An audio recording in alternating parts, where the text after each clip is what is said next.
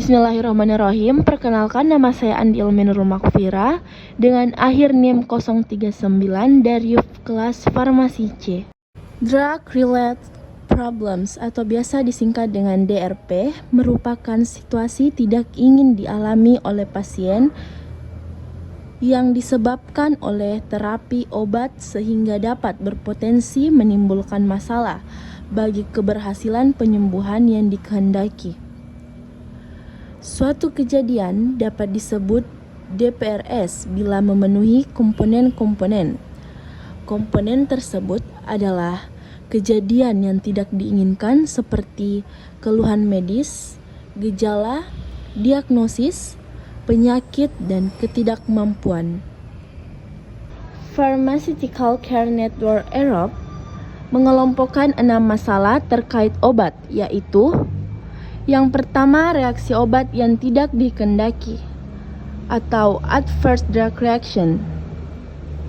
Pasien mengalami reaksi obat yang tidak dikehendaki seperti efek samping atau komplikasi. Yang kedua, masalah pemilihan obat atau biasa disebut dengan drug core problem. Masalah pemilihan obat di sini berarti pasien memperoleh atau akan memperoleh obat yang salah atau tidak memperoleh obat untuk penyakitnya. Nah, yang ketiga yaitu masalah pemberian dosis obat atau biasa disebut dengan drug dosage problem. Masalah pemberian dosis obat berarti pasien memperoleh dosis yang lebih besar atau lebih kecil daripada yang dibutuhkan. Nah, kemudian masalah pemberian atau penggunaan obat, interaksi obat, dan masalah-masalah lainnya. Dalam skenario Nyonya LN memiliki masalah terkait DRPS, yaitu yang pertama yaitu masalah dosis. Nah, pada masalah dosis di sini, dosis yang diberikan terlalu tinggi.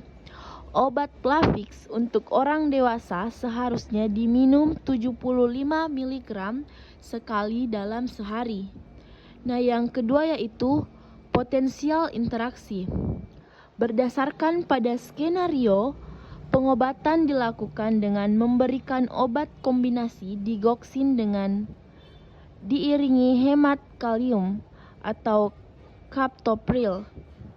Berdasarkan Pusat Informasi Obat Nasional, obat digoxin dapat berinteraksi dengan captopril sehingga bisa menyebabkan terjadinya hipokalemia. Yang ketiga yaitu reaksi merugikan.